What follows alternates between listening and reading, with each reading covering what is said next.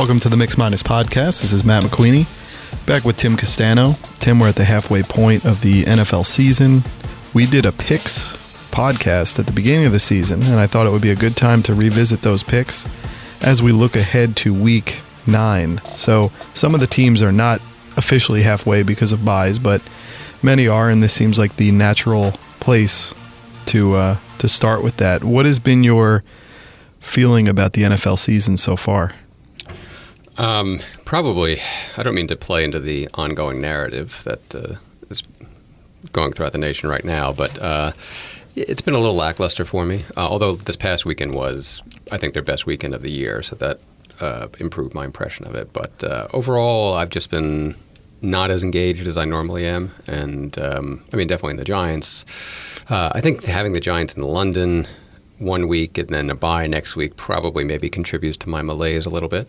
But overall, I don't think it's been a terrific season. I haven't been that impressed by what I've seen.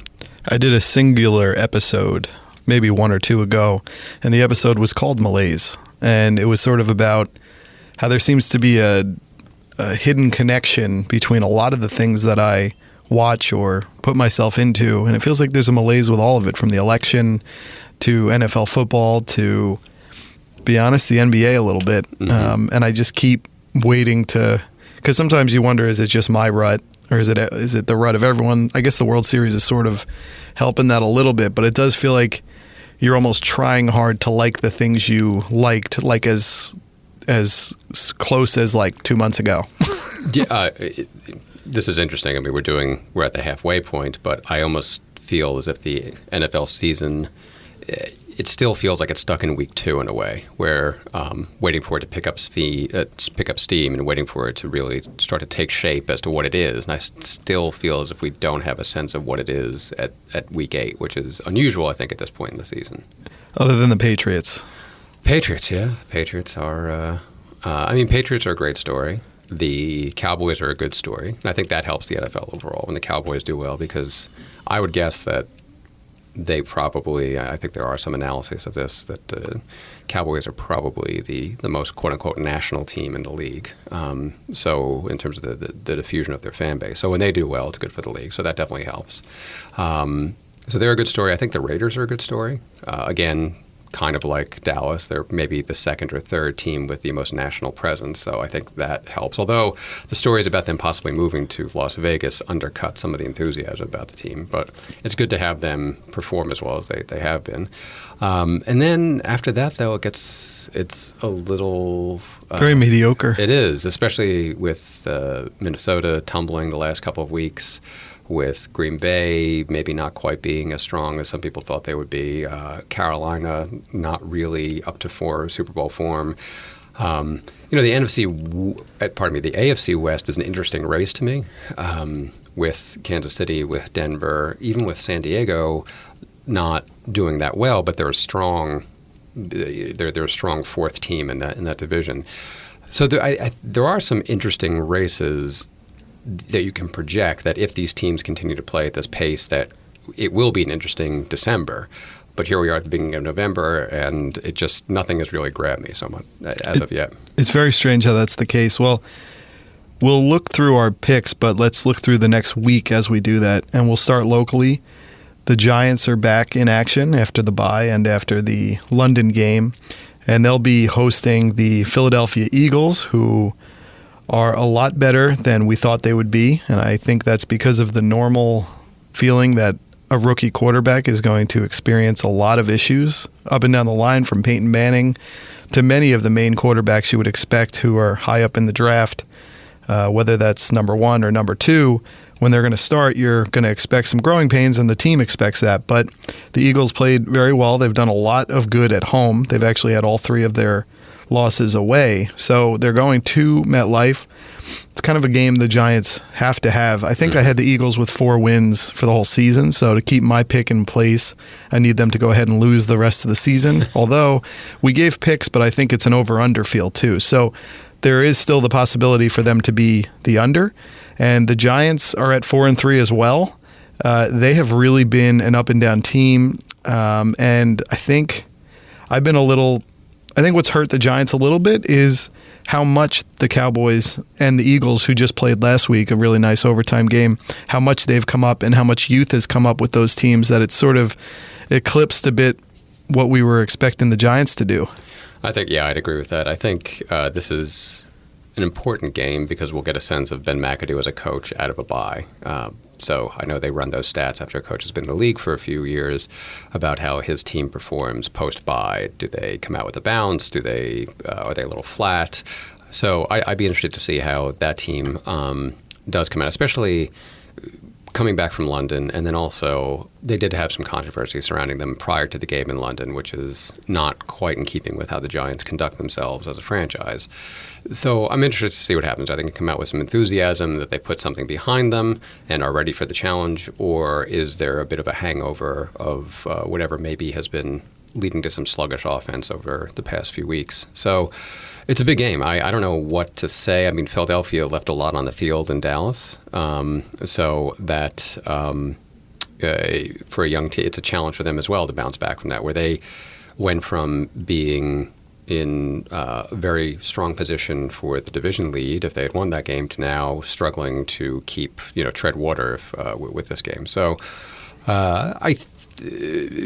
I'm going to go with the Giants. If you ask me who was going to win, I'm going to say Giants. Well, they need to win this game, and then they need to win the game that we're going to the week later, which is a Monday night game against the Bengals. So they're kind of games they have to win, just like we said that we wouldn't be shocked if they lost the two games on the road where they went to Minnesota and went to Green Bay, even though those teams have the Giants played, especially Minnesota, when Minnesota was a juggernaut. Maybe maybe missing those offensive linemen has hurt them. But they're a 2.5-point favorite. I think that I can't take another 1-point win. I wouldn't put a lot of my money on this game, but I would probably have to bet the over and expect they're going to win by 3 or 7 at least.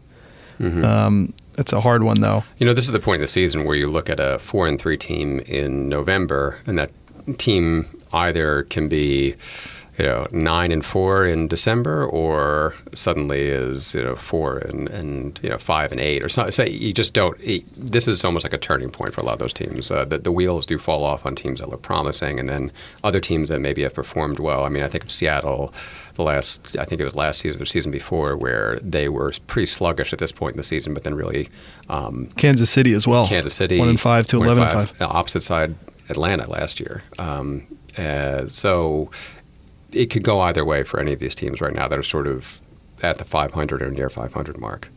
The Jets play the Dolphins in Miami. The Dolphins are a 3.5-point favorite, so that's an interesting one to bet on. I would think that the Jets they'd probably slide in there. I think the Jets are at the point where they looked real bad because of the slate of schedule they had to play to start the season, and they're not that bad. Now, they did need a cardiac hold-off against the Browns, who are very feisty. Yeah, you got to give them that. And the Jets, luckily, at least in the picks I am in, did cover the 2 points by winning by 3. Ryan Fitzpatrick is back as the quarterback after that little blip from a game ago, 2 games ago, when Geno had a shot and then was out for the season. It's a game that the Jets sort of need. The Jets sort of need to win to keep pace here to get to 4-5, because it would be shocking with how things felt early for the Dolphins that they could be at 4-4. Yes, yeah, I would agree with that. And it is important. I mean, for the Jets especially, it goes without saying, if they can get to, say, 4-5, 5-5, heading into a game against New England, that changes the complexion of the season from that point forward, and also says a lot about Bowles as a coach, what he has been able to, what he can pull together. Is he able to bring this team and keep it competitive, or is it going to fall apart on him? So really important to get this win in Miami. And we both had the Jets as going 9-7 on the over of the 8. They're actually still in position to potentially do that with a run coming out of the hole that was the beginning of the season. With the Dolphins, we had 6-10 and 5-11. Mm-hmm. They are on the cusp of playing around with that. They've come back more than I thought they would. They're still extremely inconsistent, and I had never realized that Ryan Tannehill played receiver in college at Texas A&M, I believe, and then got, I think, a shot as a senior to play quarterback. So that's under Mike Sherman. under Mike Sherman. So that's one of those weird, crazy things. I should say for the picks, for the Giants, we both had them going 10-6. So they are, nothing would tell you they're going to make that right now. But I think when we looked at the schedule, they still should have the potential to get there. But it's going to be a lot more difficult when you look at how well Dallas has played. I think the Redskins game is the only game this season that they lost where I thought they would have won. Right. I think when I was looking at their schedule, I gave them a loss in Minnesota, gave them a loss in Green Bay, but had them winning against the Redskins at home. So that really is the only game that is dragging them down in my projections at this point. I think so. So they really should still get there. And that's the crazy thing with a football season, how long it goes and how many crises you move through. Mm-hmm. And then you just come to the end and almost none of that mattered as long as you get there. We were talking about Atlanta. They have the Thursday night game. They're going to Tampa Bay to play the Buccaneers. The Buccaneers have been very underwhelming, even though they're at 3-4, 0-3 at home, which is pretty crazy. They had a shootout last weekend against the Raiders. Have not lost away from home. So the Buccaneers really are at the cusp. They were a team that we diverged on quite a bit. You had them actually making a really good run going, well, if you call a really good run 8-8. I had them going 5-11, so that is a real difference of an over and an under. They're still in a position where they could actually go either way on that prediction.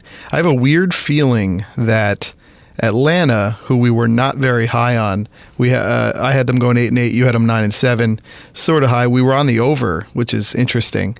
They've played very well, but they've let up a lot of points this year.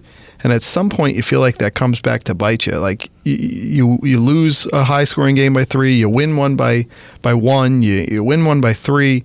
I just think that the Atlanta defense, your offense doesn't always come to play, and you always need your defense. And defense travels, as they say.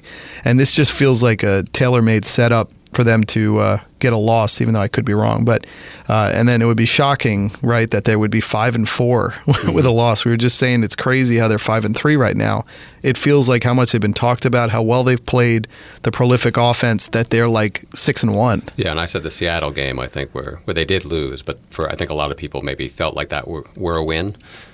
Which is, I know for me, I probably fell into that trap thinking that their record was at least a game better than it appears. Absolutely. The other next game we'll look at is Pittsburgh traveling to Baltimore to play the Ravens. The Steelers are 4-3. The Ravens are 3-4. There is no line on this game because there is discussion that maybe Ben Roethlisberger will play. Yes. Will maybe play. That obviously makes a big difference. Although the Ravens are one of these teams too. They started out hot and then have fallen off. They had to play the Jets and the Giants on consecutive weeks at MetLife. Obviously, I think the Steelers are a team that we were expecting a lot more from. I think they're about where I thought. There may be a game off pace from where I thought they would be at this point. And I think if you would speak to most people, they would agree, especially that Miami game. But absent that, I think they've been about what we've thought. And remember, we did this without Ben Roethlisberger being injured. So. That's right, although he always seems to get out for a little bit. Mm-hmm. I mean, it's crazy he had surgery in season, and then he could come back in a couple of weeks. We're on either side of the under-over. They were 10.5. I had them at 11-5. You had them at 10-6. So that could still be in play. They're almost like a cold weather team who stays prolific when it gets really cold too. But this would seem like one of those games where they kind of separate themselves, and the Ravens, who we had at, I have them at 8-8. You had them at 8-8, and I had them at 8-8. Yeah, we both had them 8-8. So they really do seem like one of those transition years where you're competitive as much as you're not. So I guess we're still in line for that. The Cowboys go to the Browns. This feels weirdly like the game maybe the Browns win, even though the Cowboys are a 7-point favorite. The Browns play. They play pretty well. They're feisty. Yeah, they haven't had any blowouts either.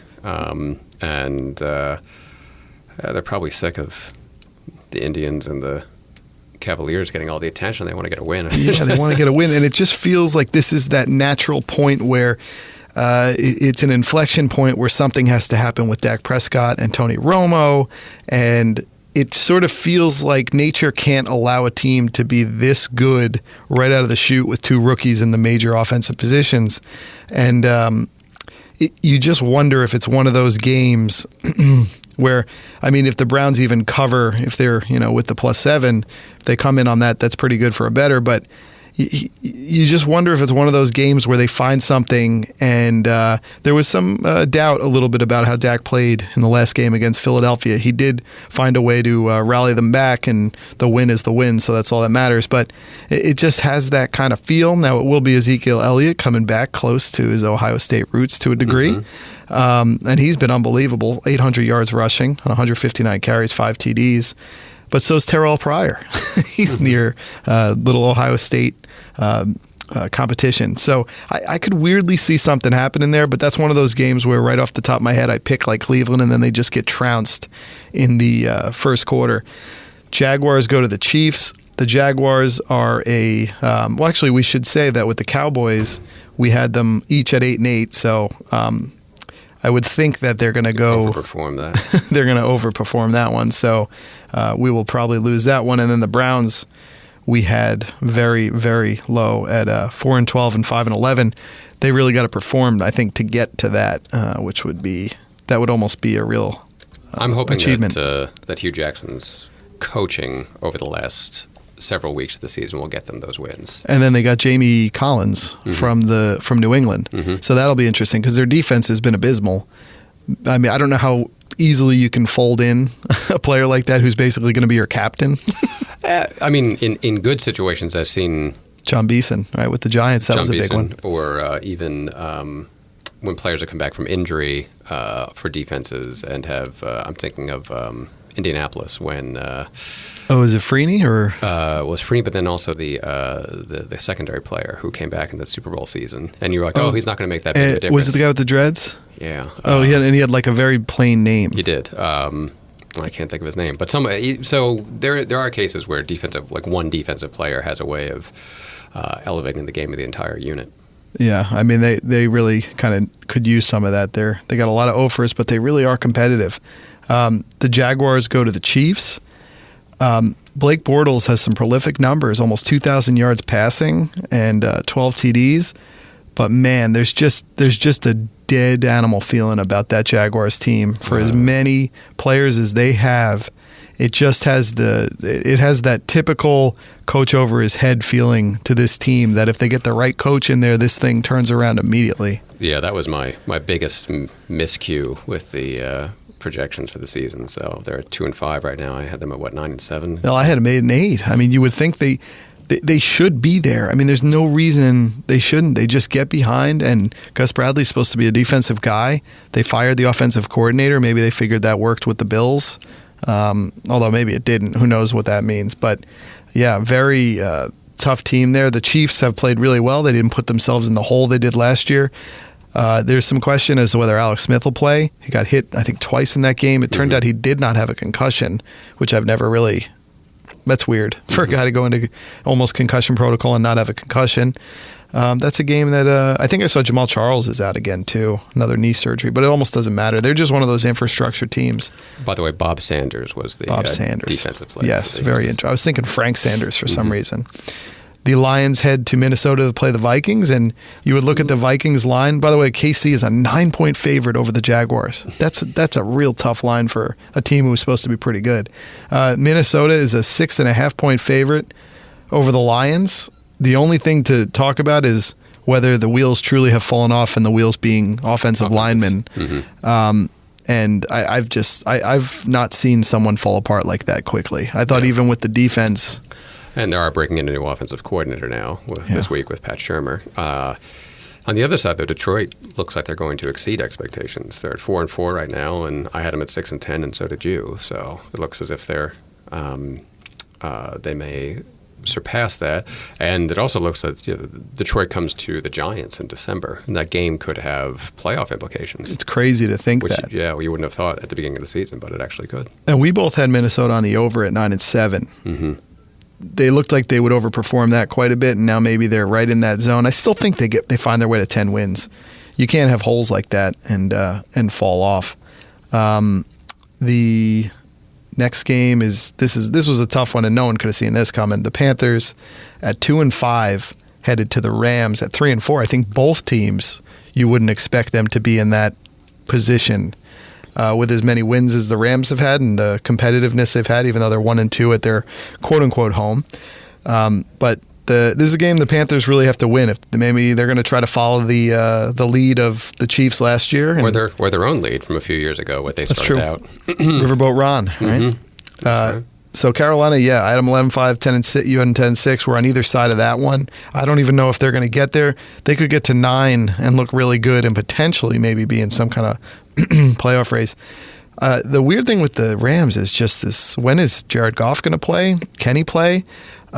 Something that I found interesting: the quarterback on Cal, who stepped in for Goff, is another guy with a 4-letter last name. His name is Davis Webb. So it went from Jared Goff to Davis Webb.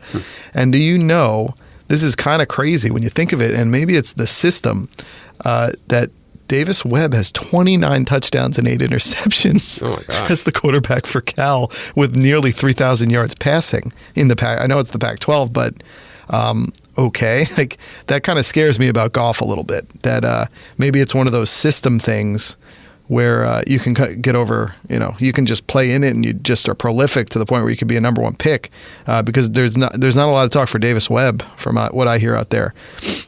So Carolina is a 3-point favorite. I would think Carolina is going to just destroy the Rams. I mean, this is one of those games that if they were really playing well, you could overlook it a little bit, and the Rams could get hot for a game. But I think in light of what Cam Newton said in his postgame about him being held to an unfair standard, about being hit, there's going to be a lot of eyes on that defense, maybe taking away a little bit of what makes the Rams really good. Mm-hmm. And there might be some penalties that happen that weren't happening before with an extra eye towards Cam. So I would have to think that that's going to be a major turnaround. They got a lot of work to do. They got to run the slate for me to win that one. And they got to have one loss for them to be where you're already on the under. So you're just, you're playing out the string here. Saints are 3-4, and they are headed to San Francisco to play the 49ers.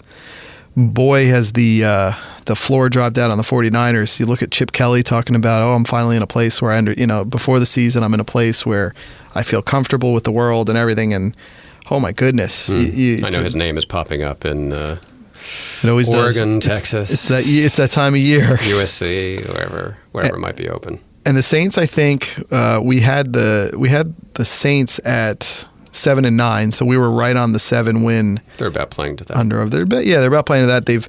They've really brought themselves back though with a big win actually at San Diego a bunch of weeks ago that kind of stemmed it and got them back playing well. Most recently beating Seattle. Of course, it was in New Orleans where they can almost play anybody. So they go to the road. I could almost imagine them losing this game because at some point they need to get the losses we're expecting, and San Francisco needs to get. San Francisco is a 5.5 point or 5.5 win over under. So Vegas saw them winning something, where you would have to be 6-10 to win the over, and 6-10 is not. It's not good, but it's not terrible. It's somewhat competitive. So I have a weird feeling that maybe that's got to play out. The Colin Kaepernick thing is strange. It's like he has enough to play well for the first half of the first quarter, and then he'll throw like a touchdown pass, and then it all falls apart. And I think he's lost so much weight that, and he's got his mind on other things, which there's no real discussion we can go on that because what are we going to add to it? But they're in a really they're just in a tough place. But I would imagine the Saints, who are a 3.5 point favorite, but usually when you go 3.5, you're sort of unsure as Vegas what they're going to do with that because. Although the new scores are changing how this stuff works with the field goals, or with the extra points being a little more difficult. It's hurting the actual field goals, and now you're getting scores where teams win by 2, they win by 1. Like they're scores that you didn't really see in football before. Yeah, I think it would. I wonder if what we'd be talking about this week if we had. It looked like we were going to have 3 ties in 2 weeks. Yeah, that was one weird. Point. what would the conversation be about this week around the NFL in general, about, I guess, parity or about the quality of play, or you're getting a little bit of that, but it hasn't overwhelmed quite the way it would have, I think, if we had gotten 3 ties in 2 weeks, and it still may happen. And does that go back to the field goal kicking? Does it go back to extra points? Does it? What is it about the product that it is producing? It seems to be more close, as you point out, closer contests than in years past. I wonder if they could just go back to the extra point. I just want it to be back where it was. It really did seem to give, it was like the close putt for a golfer. Like, it just gave them a little confidence to hit the next one. And I actually saw something funny. It was maybe in the Upshot or 538 when they were talking about the election, and they were saying Hillary Clinton was, at this point, she still had an 88% chance. It might have even been yesterday. One of these things, the Upshot, I think, 88% chance to win the election. And they said it's just about the same as a field goal kicker kicking a 35-yard field goal. And I was like, pre-long point after attempt or post? Because I don't feel that comfortable with 35. I don't feel that comfortable with point after attempts. They feel so far back now. But it has changed the calculus a little bit with that. 2 teams who will be playing each other next, who I think that we were both kind of surprised by in our assessments early on. The Titans at the Chargers, with the Chargers being a 5-point favorite. Another bizarre line. Phillip Rivers continues to just be a tremendous quarterback. DeMarco Murray has come back to have a really, really good year. I think Ezekiel Elliott was number 1 and DeMarco Murray was number 2 in yards from scrimmage rushing. So that's very interesting. He's played real well. Mariota has been good, but look, Titans are 4-4, which is better than where we thought. I think that I had them at 2-14. You had them at 4-12. Yeah, they're already, so you need them to lose out. They've been competitive, and they actually played. They opened the season, I think, against Minnesota, or maybe it was I think it was they opened the season because Sean Hill was quarterbacking, and it really took Minnesota having like 2 run backs, I think, on defense. They took the ball back, from what I remember, to put them away. But they've been very, very competitive. And San Diego, we actually did not think that highly of as well. I had them at 5-11. You had them at 4-12. And they're feisty. They're actually kind of fun to watch against the right opponent. They are, yeah. I didn't... with everything going around with San Diego, even at the end of last season when it didn't look like they were going to bring McCoy back, that's never a good sign. It almost seems as if they were bringing him back just to ride out the season before they potentially moved, which is not really a vote of confidence. But they definitely have. I'm impressed by it. And they're in a tough, competitive AFC West, as I pointed out. So they either could work their way into it or, at the very least, make trouble for other contenders. Well, and I think the other interesting thing when we were talking about teams either through trade or through injury getting a big defensive player, Joey Bosa has potentially sort of been that with his contract stall out. They've turned into just a pretty good team, and they've lost players. I mean, they had the two games at the beginning where they were up a lot and they fell apart. So yeah, they're really feisty. Phillip Rivers is sort of an underrated quarterback amongst that group who were drafted together. When you think about it, he was the consolation prize for San Diego for not getting Eli Manning. I don't know, 1-to-1 as a regular season quarterback, don't you sometimes feel that that Phillip Rivers might have something that Eli doesn't, which is maybe more of a take? He's got more of an attitude. He's got more kids. Well, I think if we were to ask the question, what would have happened with the Giants if they had retained Phillip Rivers? I don't think that would have gone well, just because I think one of the reasons why Ernie Accorsi really zeroed in on Manning was because of his personality working well in this market. And I don't necessarily know if Phillip Rivers, you can't, same thing with Ben Roethlisberger. I just don't know if you can, you never know the counterfactual, but taking those 2 personalities and putting them in New York at that point in time. And both for different reasons. Yeah, would it have worked out as well as it has with Manning? And it hasn't. We just don't know. So Phillip Rivers, I think if we were to write his career right now, it would be great regular season quarterback who didn't quite have the same postseason success as his 2 peers, but his career isn't over yet, so it still could happen. Yeah, no, that's a tough thing, and it might be in LA at some point, right? But yeah, he is a very impressive quarterback. I mean, he's just got.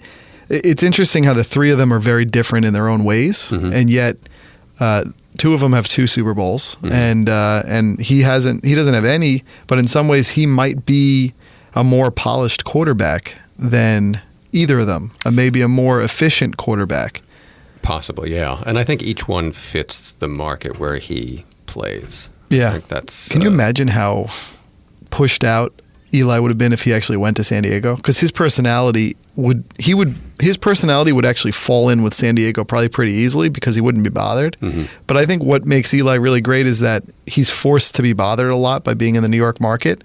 So it makes you appreciate his almost, oh shucks, Forrest Gump thing a lot more because he's forced to go on with Mike Francesa for 20 minutes every week. He's forced to talk to the media all the time. When you win and you keep that, you're like, whoa, there must be like a savant genius in there. And who knows if there is, or if he knows how to throw that magic carpet and just get the plays, or that not being over fiery makes him just stay calm in the moment. I mean, I wouldn't take any. I think Ben Roethlisberger could have been a disaster at that point in his life in New York if he was doing what he was doing in Midgelerville, possibly Georgia. And think about it. Those 3, they're actually 4 quarterbacks we're talking about, and 4 franchises when we look at those 3 because Rivers going to San Diego led to Drew Brees going to New Orleans. So who should have gone to Miami? Mm-hmm. So you could have saved Nick Saban and could have made the SEC very different. It could have. So you're talking about 4 Hall of Fame quarterbacks who somehow are linked as a result of where they came in at that point in their careers. And Kurt Warner. That's right. Yeah, Kurt Warner. He was with the Giants. He was with the Giants. Look at all those quarterbacks. Crazy. Mm-hmm. All those choices to be made.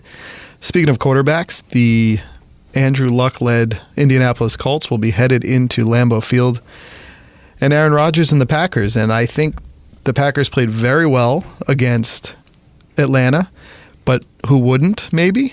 and I think maybe that's the kind of open game Aaron Rodgers needs. Maybe he doesn't. Everyone's talking about his receivers don't get the separation anymore. But they're 4-3, and I thought they were going to go, I believe, 14-2, and you had them going 12-4.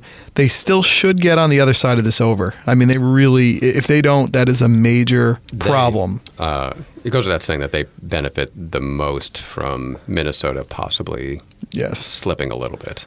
So they could definitely position themselves for the NFC North. I think that was a fun game this past Sunday. That actually, the Atlanta-Green Bay game was a lot of fun to watch, and I think definitely more along the lines of what fans want to see. But I also think, Green Bay. I think better to get their have those questions asked at the beginning of the season as opposed to mid or later in the season to see if they can work themselves out. So and they're a veteran team. They have obviously a veteran presence at quarterback. Let's not forget that there have been questions about veteran quarterbacks early in seasons about whether or not they are off track or have they quote unquote lost it, who then end up hoisting the Lombardi Trophy at the end of the season. So everybody has a slip in the season. So sometimes we just overlook at it or magnify it when it's in the beginning because that's where we are. And I think with the Colts, they were a shocking number, which was 9.5. And I think we saw that right from the beginning. We had them going 8-8. Their team is just. It's Andrew Luck. He's so impressive what he does with this team that to see him with a really good team would be something else. And maybe he needs to be on this kind of team actually to be really good. Maybe he needs to know he's raising up kind of lesser talent. Well, put him behind the Cowboys line for protection and see how well you'll do. And when your general manager is complaining that your contract is what's preventing the team from designing a strong roster around you, that's never a good sign for a team. That is a bad sign, and I think his dad's gone from Indianapolis because he was at the NCAA, and then didn't he go to? Was it Texas? Didn't Oliver Luck or maybe West Virginia? He went to where'd he go? Oliver Luck went to. It still says he's an executive. I thought he was going to, I thought he was going to Texas. Oh, maybe I'm wrong. So maybe he still does have his dad. Oh, okay. So Texas needs to hire stronger. Okay, so maybe he was just in the running for that job. It's sort of like when you go to the league office for whatever it is, you're just in waiting for some other job, you know? It's like the Stu NBA. Jackson. Yeah, the NBA does that too. So Green Bay is a 7-point favorite, which says a lot about the Colts. And I think this is a game where the Packers, when Aaron Rodgers is doing what he was doing, and in the last game, that wasn't necessarily a mark of bad defense in Atlanta. He was fitting balls in holes while running, and I mean, it's just really a phenomenal thing what he's able to do. It's almost too easy for him to play quarterback the normal way. You know, it's like, no, I want to be the musician who does solos over everything. So that'll be a nice quarterback matchup, but it looks like from a team point of view, it's not going to be that great. And there's actually not many 425 games. There's a lot of teams on the bye this week: Bears, Bengals, Patriots, Cardinals, Redskins, Texans. So we have the Sunday night game, Broncos at Raiders, as you brought up. They're both 6-2. The Raiders are 1-2 at home, and Denver is a 1-point favorite.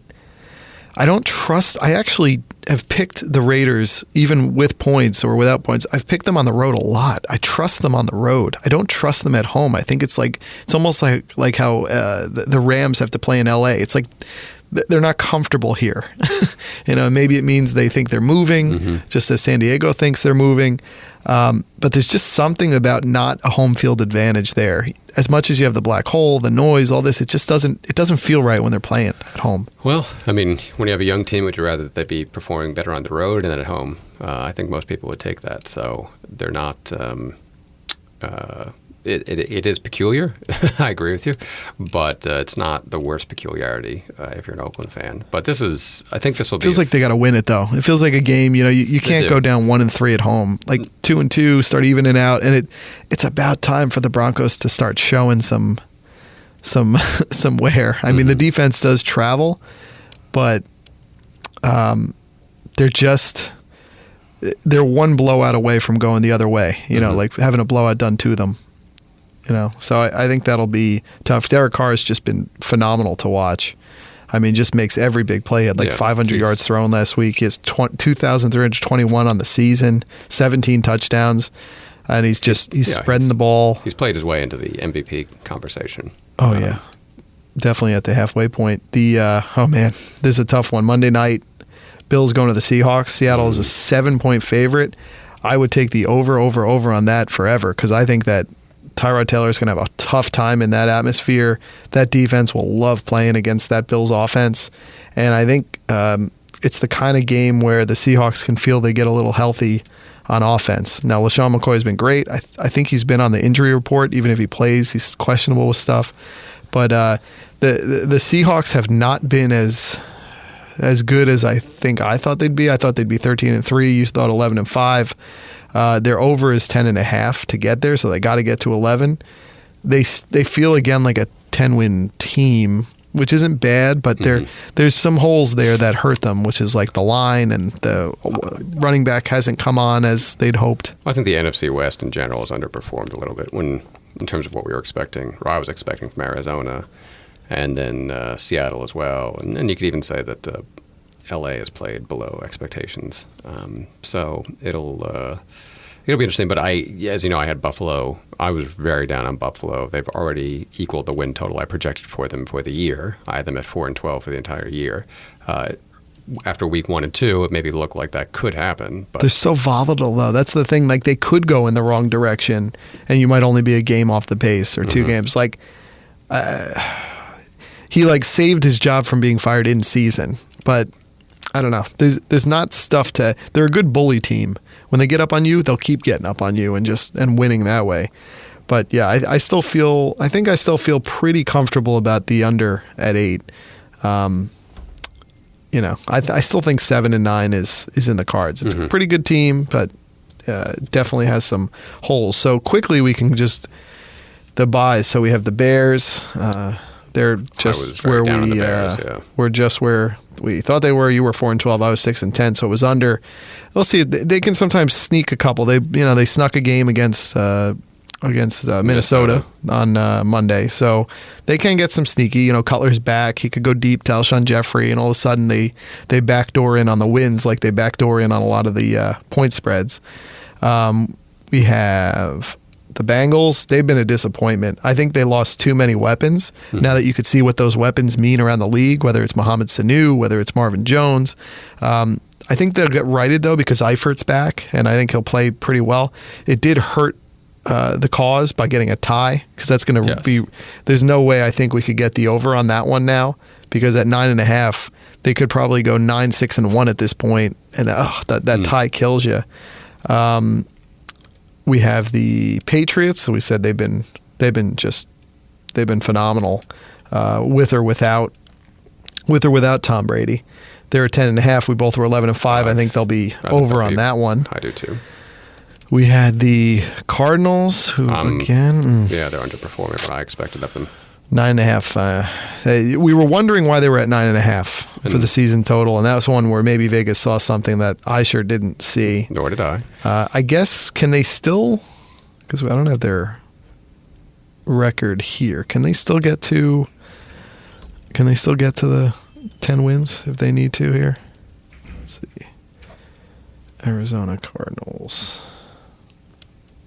They are at...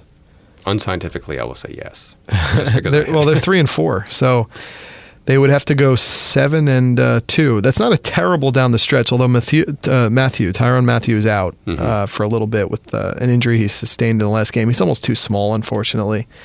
We had the Redskins, who I will say have played much better and been much more feisty than I had expected. I think Kirk Cousins, when you're expecting him to play with prosperity, he's not good. But then when he falls just under, and then people start saying he's not a good quarterback, then he has fight in him. He's a really good quarterback. He's not great, but we had them at 7-9 each.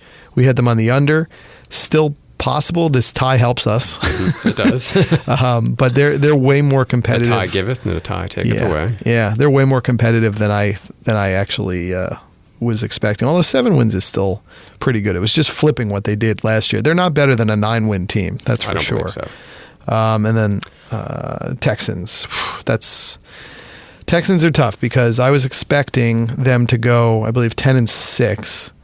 And you had them at 7-9, so you're probably closer to where things look like right now. Although they are ahead of their they're 5-3, right? They're 5-3. It's funny. They're a shocking 5-3, and so is Atlanta but for different reasons.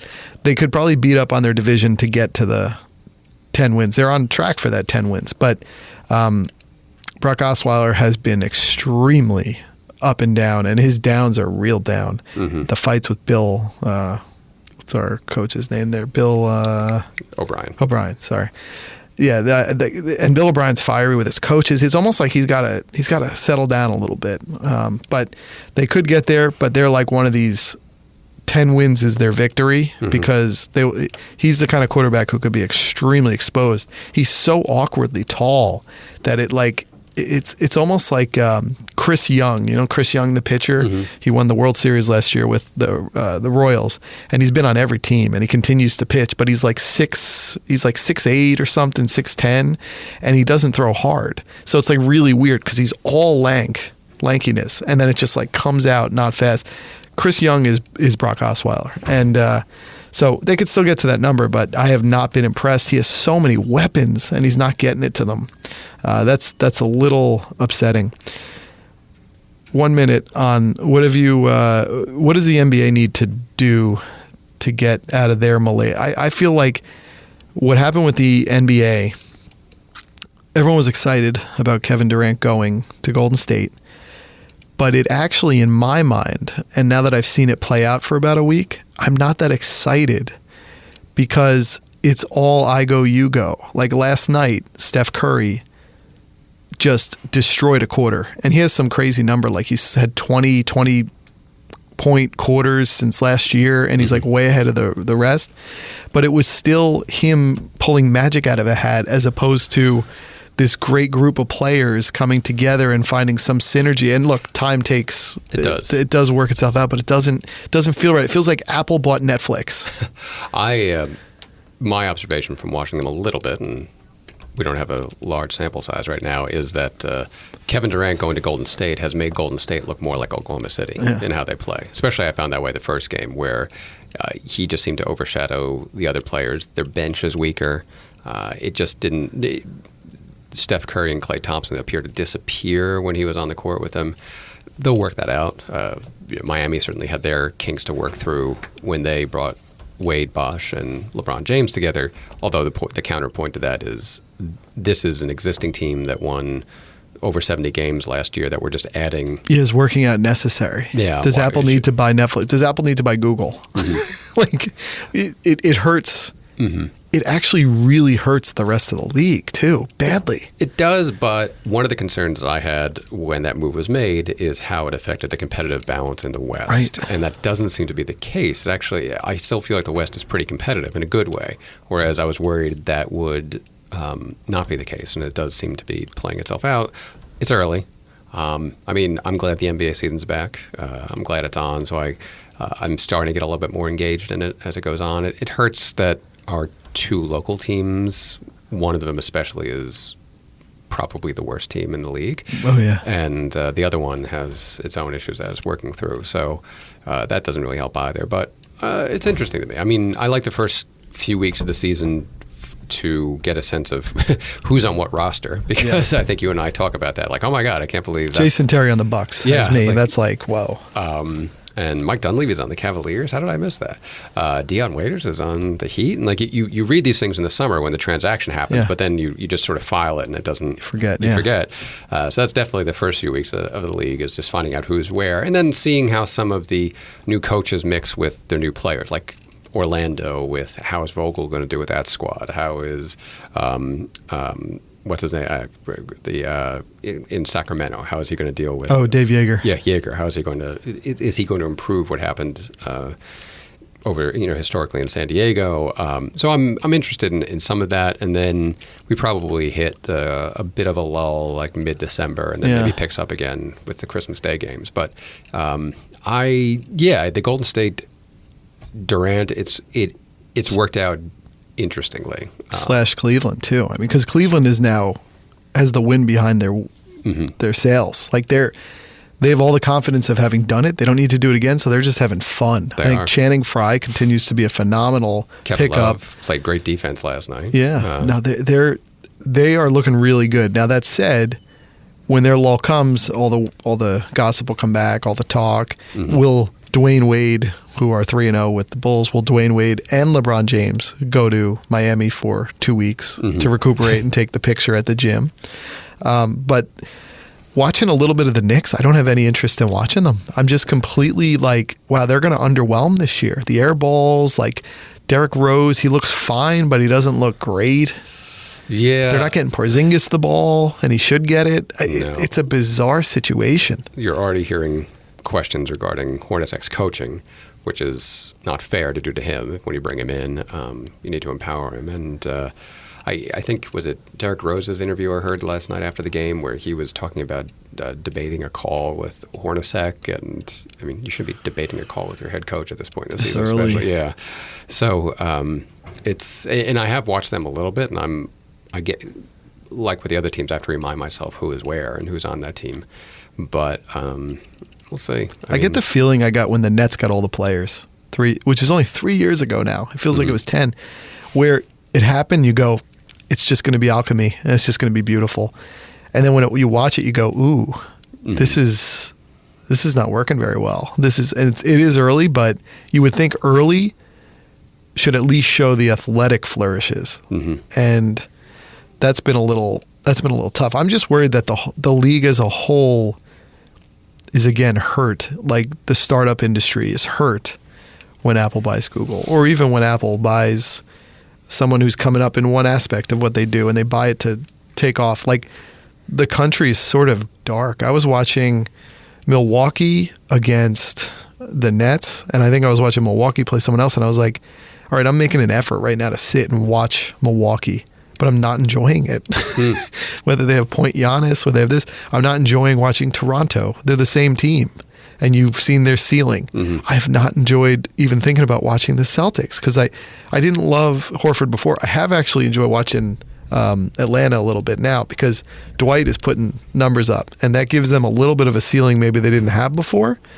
But think about how many teams like you just don't have an interest in. The other thing was I was looking at the stats. The two players who need to come together like a superhero movie, Russell Westbrook and Anthony Davis, because they're both doing exactly the same thing from two different positions, freakish athleticism. That would be like the bad guy, good guy type of thing coming together, because you can watch him, but if I know that the team he's playing with stinks, him getting 45, 18, and 15 just doesn't do it for me. I need to see someone do that like in the midst of other players. Mm-hmm. And it's funny, with Golden State, they almost feel like those mid-2000s dream teams where you're just jamming all these players together, and then when the play would happen, you go, ooh, there's major holes here. And then everyone would say, well, the talent will overcome that because there's so much. Any of these guys can get hot at any moment. But that's not how getting hot works. It's you have a focused player who does certain things, and you have ancillary players who support that.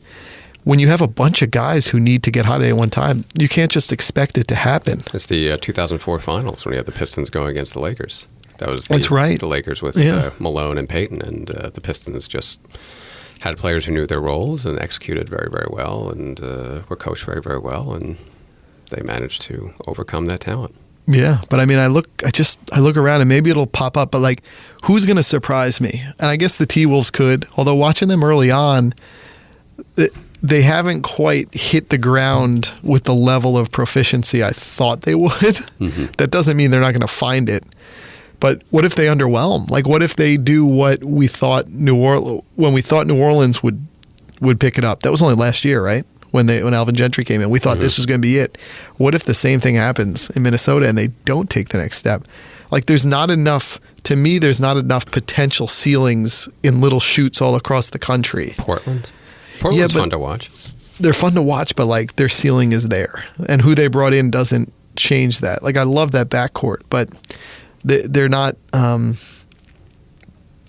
like Lillard can put up 45 points and they can win, but you know that they're still going to be the team they were last year, who only made it to the next round because the Clippers fell apart from an injury point of view. Yeah, and maybe this is just when your teams stink locally. Maybe that hurts the league as a whole. I mean, maybe it's the Nets just being so bad, the Knicks looking like there was a moment.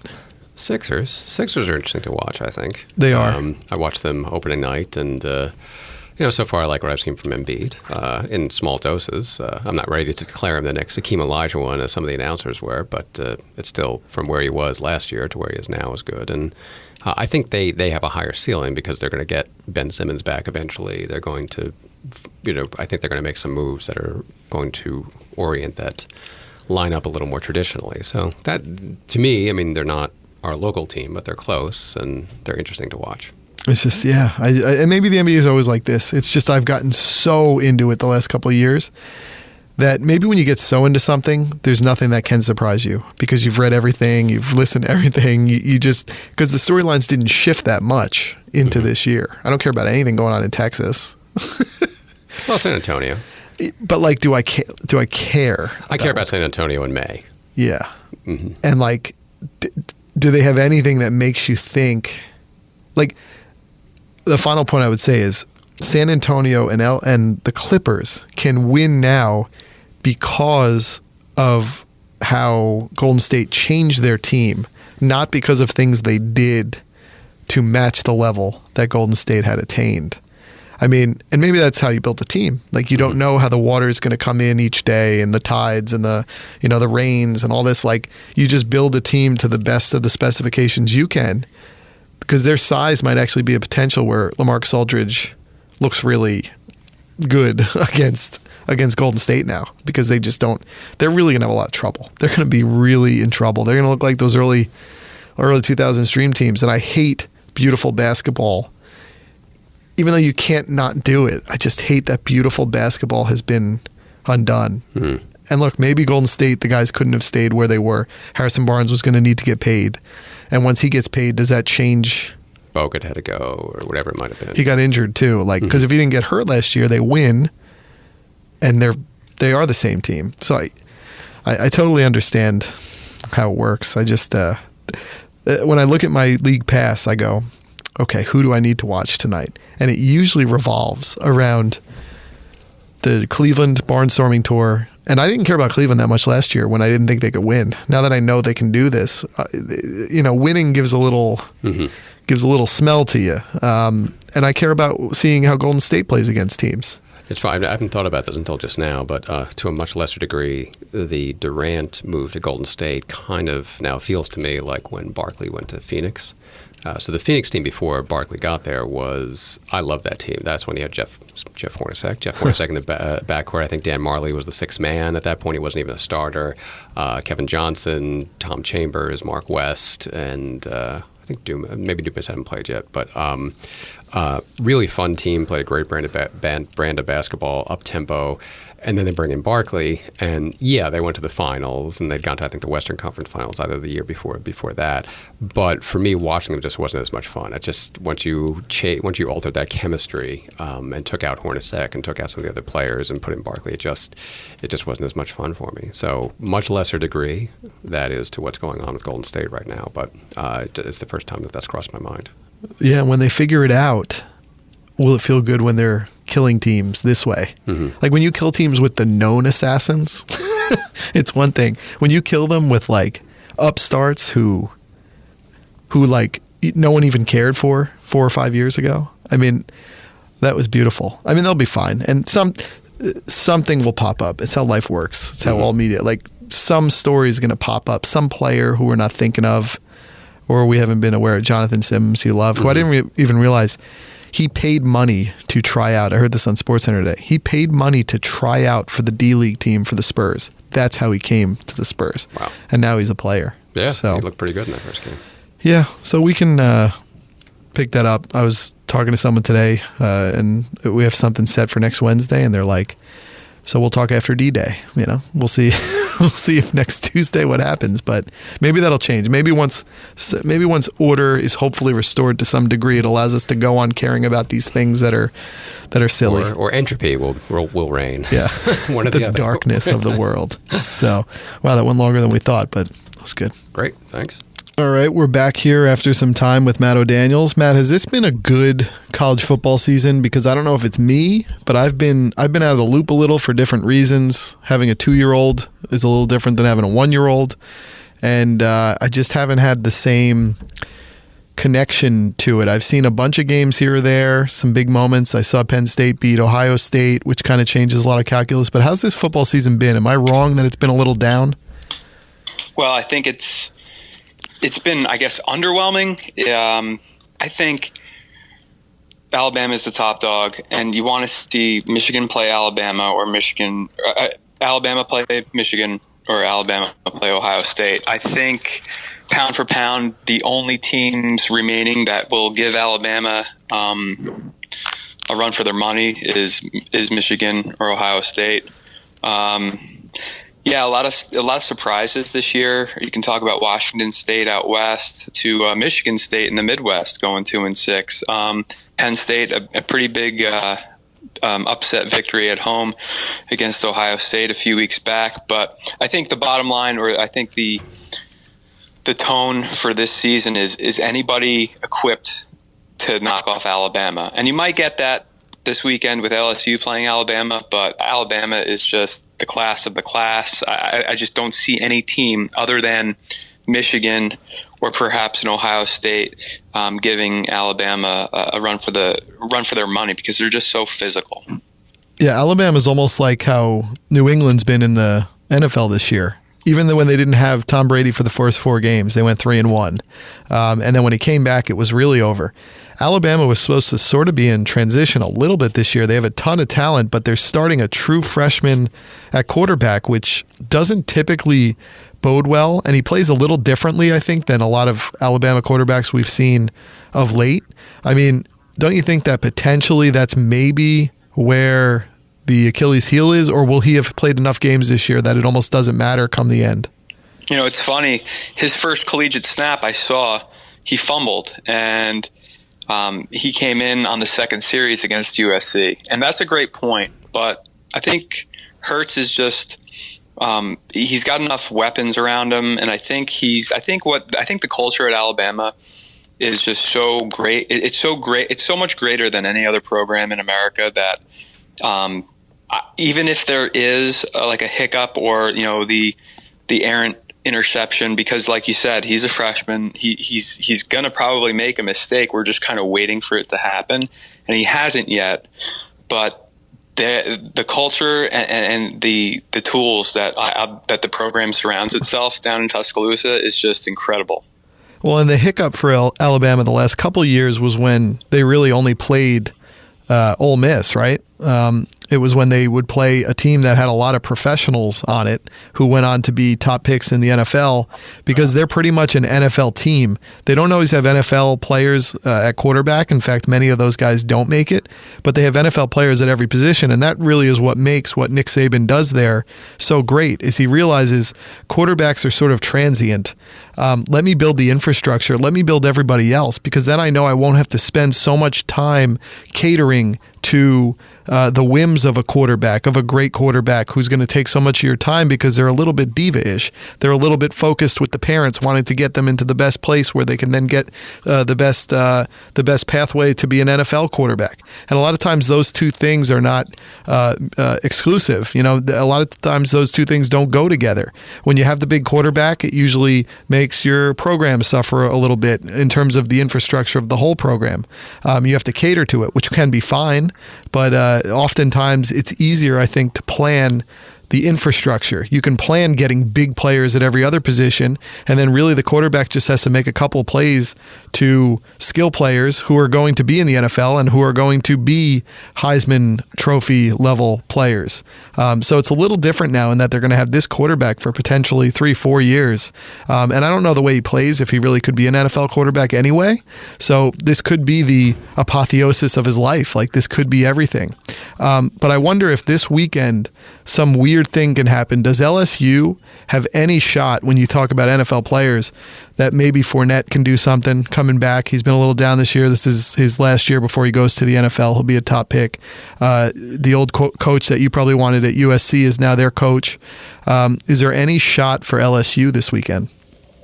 Yeah, there's a shot. I mean, Fournette's going to just have to basically answer every bell that Alabama comes back with, because even if he puts up like gaudy numbers, Alabama is just, and this is, trust me, this is not like I'm pro Alabama. I'm just telling you that it is Michigan, probably Michigan, has the only shot of physically going toe to toe with Alabama for 4 quarters of football. It's just, Tennessee kind of kept, I mean, it doesn't matter who you throw at them. I think the SEC title game, I think this game against LSU this weekend, even though they're on the road, I mean, it's not fair.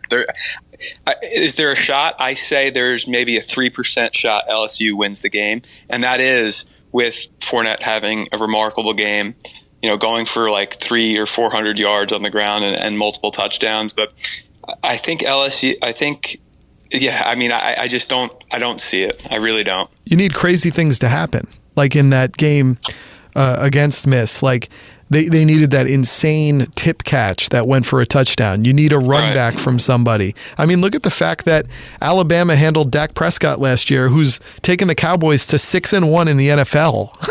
I mean, it's a pretty outstanding team that really. The SEC has been hurt overall in some ways because a lot of his acolytes have gone on to take the programs elsewhere in the league, and a lot of times you need time. Like at Georgia, a lot of times you need a couple of years to get yourself up to speed. So not only are they dominating, but by hurting the rest of the competition in the SEC, it's making the SEC teams change their coaches because they're like, bottom line, we're not winning. But it's like, yeah, we're not beating the infrastructure. So each time he does that, not only is he dominating them head to head, but then when he forces them to change because they think that's the only way to compete, you're going to dominate even harder, because very rarely is someone going to turn the thing around in 1 year. So it's actually an interesting spot to be in. And I had seen this research early on in the year when I was looking into Hawaii and how much they traveled this year. I think it was 50,000 miles. 50,000 miles they traveled in 1 year by plane. And Alabama, you know how much they traveled the whole year? 1,400 miles. I mean, they don't even have to travel far to get where they're going. So they're really set up to be well. And there was actually there was a rumor this week that came out that apparently Saban's people reached out to the Giants right before they signed Ben McAdoo that he had interest in being the Giants head coach. So that could have been the only thing that opens the SEC up at that point, is if he were to leave and get bored. Because at some point, as great as this is to just destroy, this has to get kind of boring. And like how hard it is to keep building up and get the next recruits. It's like you get into your 60s. Do you really want this? Yeah, but then why would you leave if you're the king?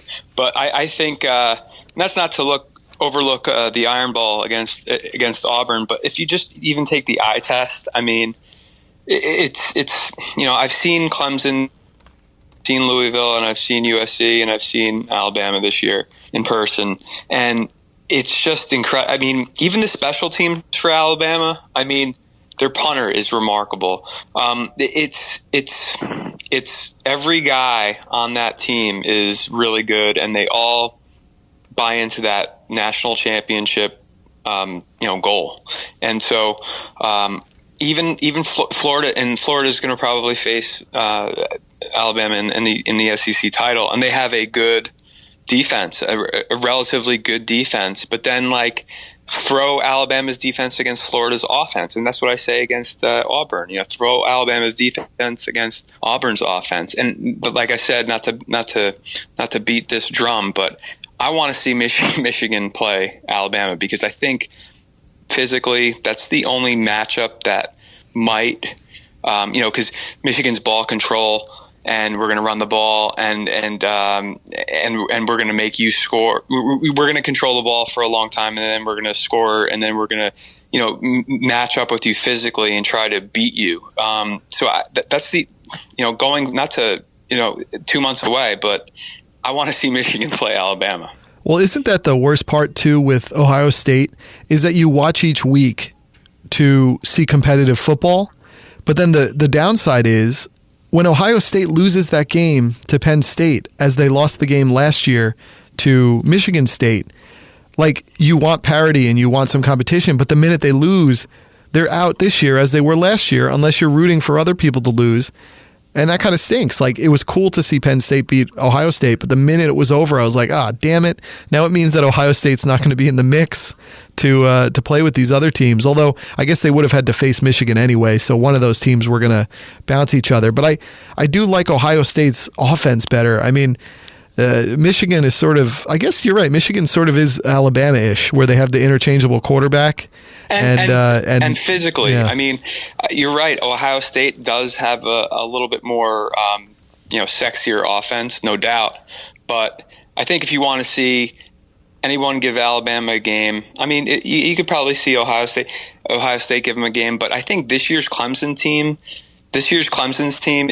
the Tigers, they're not as good as I think they were last year. And barring that onside kick, Clemson maybe wins last year's national title, but I think physically Clemson doesn't even stack up against them. I think they are just so brutal and so big and so dominant that, in my opinion, Michigan is the team, is maybe the only team that can legitimately give Alabama a good 4 quarters of football. Yeah, it's been kind of a letdown for Clemson and Louisville to have the blips they've had this season. They have dominance, and then especially in the case of Louisville, what's happened of late, where they're late in games, have defenses kind of honed in on and figured out how to contain Lamar Jackson.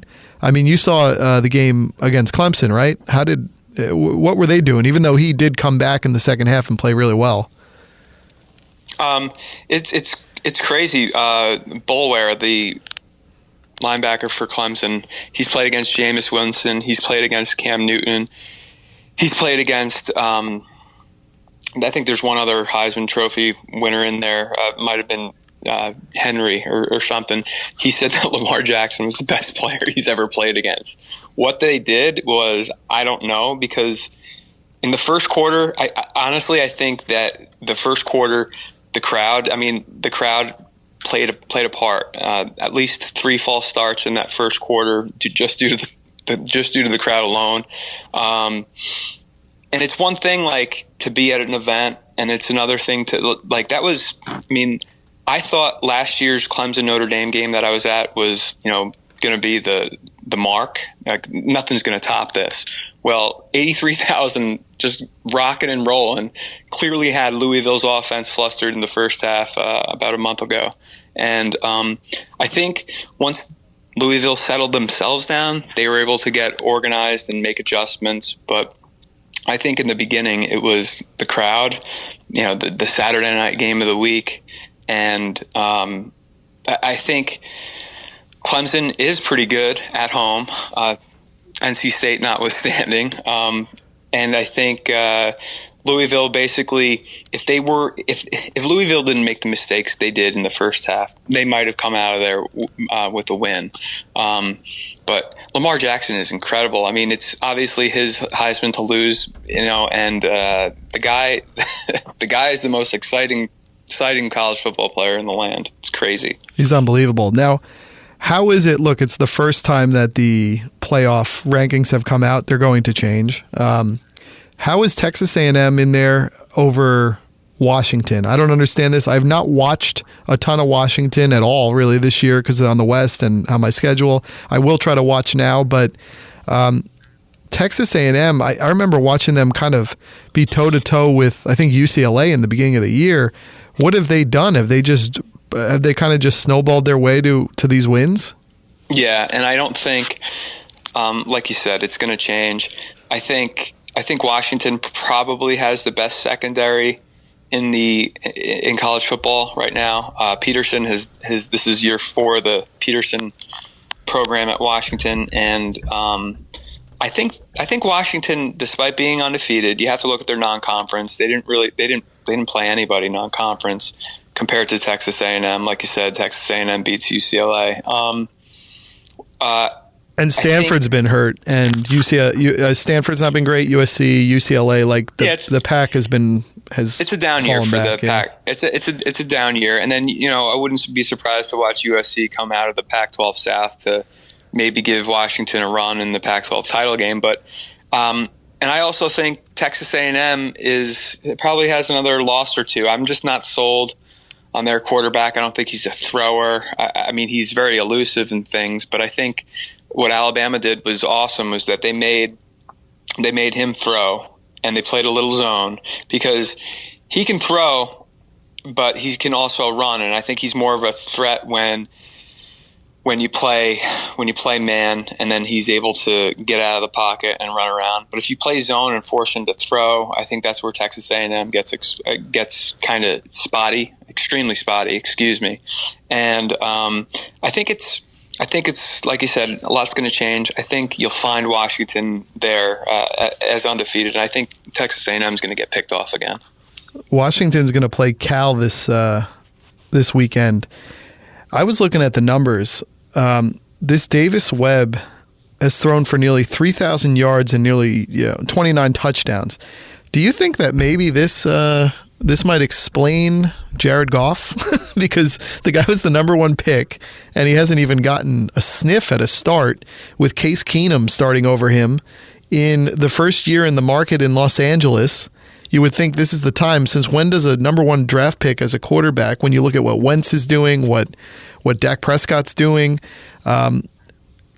is this system just that prolific for a quarterback?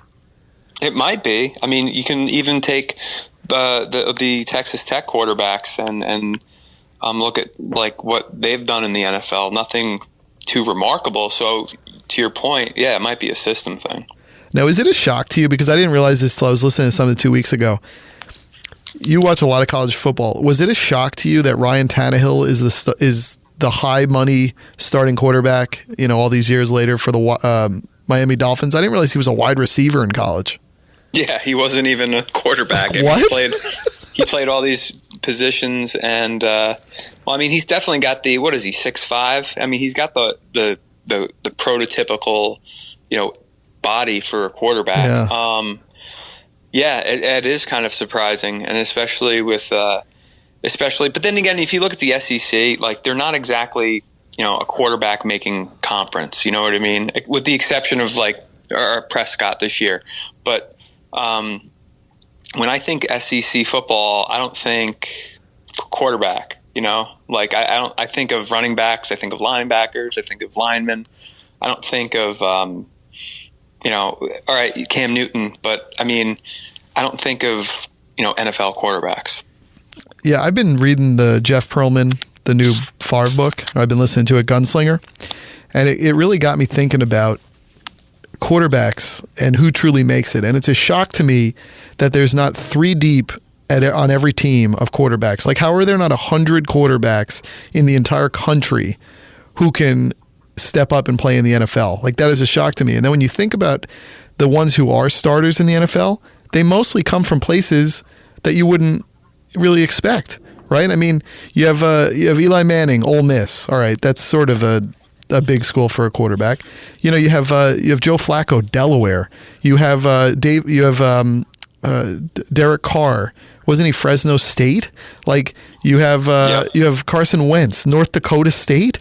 There's a lot of quarterbacks in the league. You even think of Tom Brady, who was platooning at Michigan right until the end of his career. Trevor Siemian is the starting quarterback for Denver. He was platooning at Northwestern.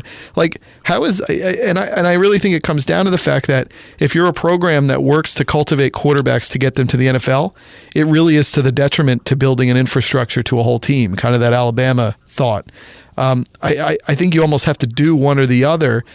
And if you're going to build a quarterback team, you just hope you get the magic one that you have the infrastructure in place that 1 year to make a run for it. I mean, look at all these quarterbacks winning in the NFL who really didn't help college coaches get to that next level. It was really a college coach almost altruistically helping a kid get to the next level. And there's probably copious examples where I could be wrong, but I mean, like even Tony Romo, he was like Eastern Illinois. Like, the guys who make all the money as quarterbacks, it's kind of fascinating when you think about where they played. I mean, Matt Ryan, Boston College. Like, I could go up and down, like the randomness of who makes it. I mean, Brett Favre, Southern Miss. When he was a high school quarterback, his dad was his coach, and he didn't even let him throw more than 20 passes in a season. It's kind of fascinating, and maybe that's what can kind of hurt college football, is that it's better for a program to focus on everyone except the quarterback, and then kind of interchangeable in the quarterback, and you probably have a better shot of winning overall than if you focus on getting the quarterback. Yeah, and that's what I think. I to your point, I couldn't agree with you more, because it's like I know a few people who have told me that down south. I've been down here now 3 years. I know people that they know certain.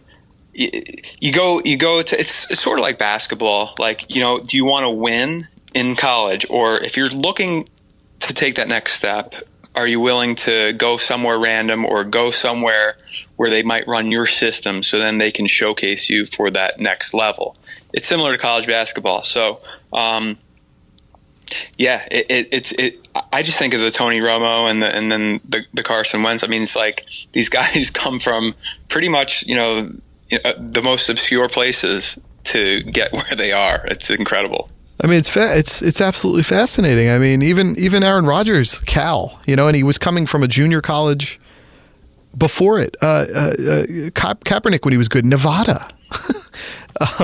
Where's Blaine Gabbert from again? I think he's from Missouri.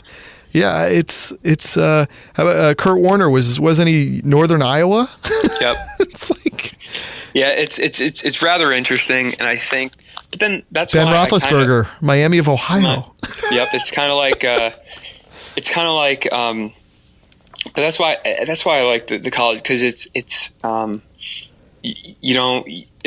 of the team thing. Maybe you have a team goal, whereas I think it sometimes hurts USC as Josh Rosen is now out of the season for UCLA, but there was a big arms race and who was going to get Rosen. And I think sometimes it can hurt because, especially being a USC fan, I'm reading all these articles about, they're locking up this quarterback for 2018 or 2019. And that's cool. But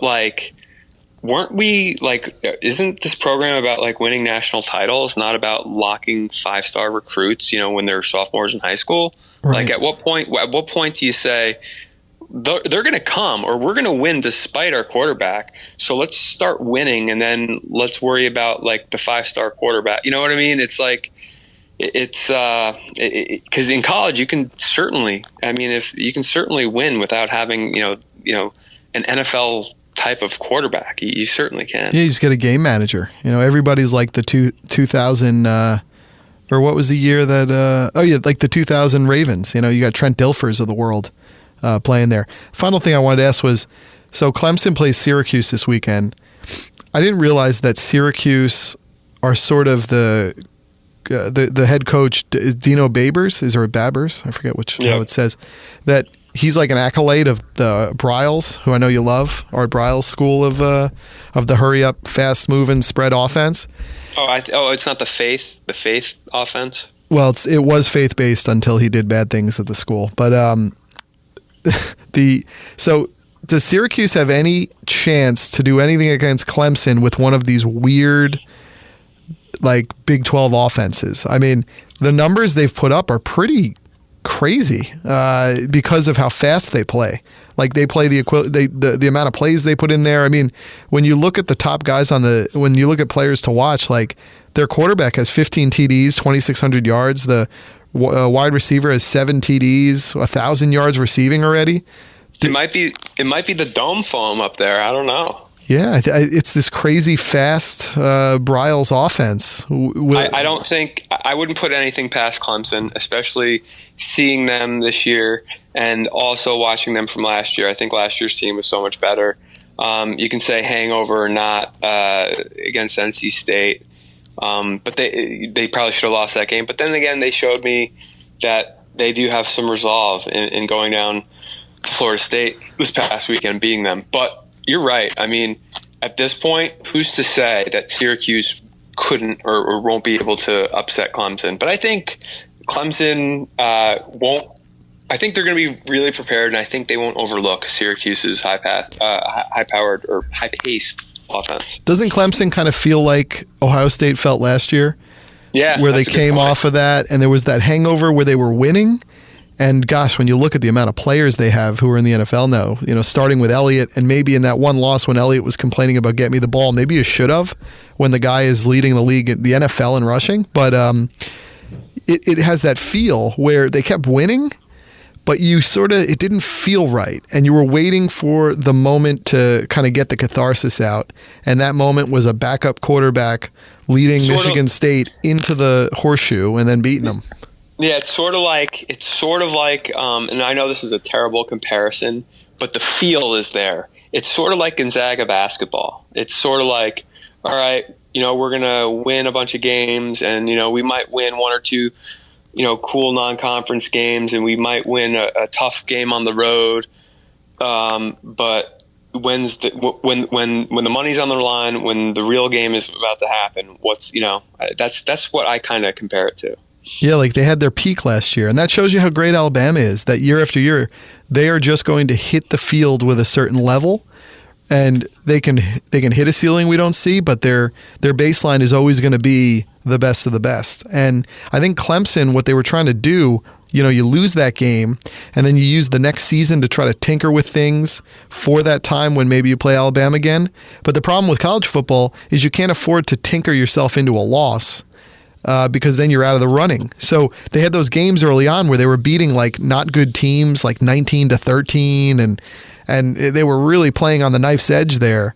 And it does look like they've gotten themselves to a certain level, but it also feels like they could just kind of slip back. And you kind of want to keep some level of these teams in play because you don't want to see somebody who doesn't deserve to be in that top 4 making it and then having a really bad game as one of those games.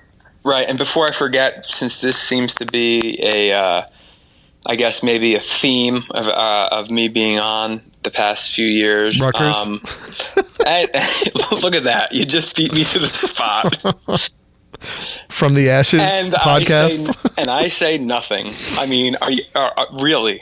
I mean, you know what? I left that Michigan game on to see if they could score 80. I mean, I'm turning back the game because I want to see Rutgers give up 80. I mean, what, you know, and gosh. I mean, you know, the 58-0 wasn't bad enough. So we're going to give up 78.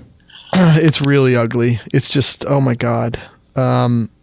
Do they win 5 conference games in basketball this year? I mean, seriously? Get us in there and we'll figure it out. You know, it's like I'll lie myself through the Google interview to work at Google, and then day one I'm just like, what did I do? I mean, it's there's a book, there's a documentary. I hope someone's, you know, documenting this. I hope maybe in 10 years or something we can look back and say, wow, they turned it around. But you know what? It's like being a Jets fan. It's you can't describe it. You can't scientifically prove it, but it's there. It's there. You can't prove it. You'll never be able to prove it, but it's just this. It's intangible. There's no infrastructure. It's embarrassing. Not to poke fun and go ha ha, but I mean, you know, give me a break. I mean, give me a break. To not even score points 2 weeks in a row. Are you kidding me? They're getting a new gym though. Oh, cool. Watch out. Great weights. But anyway, I didn't mean to bring that up, but I had to because you brought it up. I know. It's poor Rutgers. I think they're only 2 years away from getting that Big Ten money too. And they're going to. Is it poor Rutgers or is it silly Rutgers? I don't know. I don't know. It's very hard to figure. You know what they actually feel like? You said the Jets. I don't even think it's the Jets because the Jets went 1-5 to start this year because their schedule was awful. It was a brutal schedule. They could still find their way to 8 or 9 wins this year because they are a good team, but they more than the Jets. The Rutgers feel like the Brooklyn Nets. Does Rutgers find 8 or 9 wins in the next 10 years? I mean, do they get back to a bowl game? I mean, what? Well, maybe it could be like unnecessary roughness, and Ryan Fitzpatrick can go back to college, and Kathy Ireland can kick for them. And they could do okay there. But yeah, they actually feel more like the Nets, where it's like this platform that outsiders use to gain some kind of status atop it based on your proximity to New York City. And we're going to figure it out when we're there because we're here. We're in the backyard. It feels like the Nets. And we'll get Jeremy Lin, and we'll get these players, and we'll be like, well, we can get the Asian market now. They're all going to flood to Brooklyn. No, they're not. Nobody's flooding to Brooklyn. I'd rather be in Brooklyn than Piscataway. I don't know if I would. I like the space. I don't trust that area around Brooklyn, and the Islanders hate it. It's just there's too much going on there. If you get it, you know who's probably the best, in my opinion, one of the better college football analysts is Greg McElroy from aforementioned Alabama, and right after that 78-0 loss to Michigan, I mean, McElroy, he's so clear. He just kind of puts it on you and doesn't really offend you. He just, I mean, but what's to get offended about if you're losing at home while you're getting your pockets lined? Well, where Rutgers got killed is that they sign into the Big Ten, and then all of a sudden Urban Meyer jumps in, Jim Harbaugh jumps in. I mean, like the competition was running away from them when they were already in a competition that they weren't even in the same race. Like it's almost done. The arms race is crazy, and I'm sure when this. What about a little foresight, though? Jesus. Hey, they're just seeing the dollars. On. I mean, I guess. It's just not worth getting beat year after year. Like getting a league where there's actually competitiveness, and your fan base. A fan base doesn't give you credit for being in the Big Ten. They give you credit for winning. They don't care. Yeah, just win. They don't care if you're in the American or the Big Ten. They don't care as long as you win. Well, they have the NJ.com has the From the Ashes podcast. I can't imagine that's a great weekly affair. But well, we got a half hour in, so we'll check in where we can as we move ahead, and hopefully things start to assemble in a way that makes it a little more. It's watchable, but makes it a little more interesting, I'd say. Yeah, and I think watchable and interesting was the Wyoming victory over Boise State this past weekend, but that's Boise State football for you. Cool. Well, we'll figure that out another time. Thanks for coming on. Thanks, man.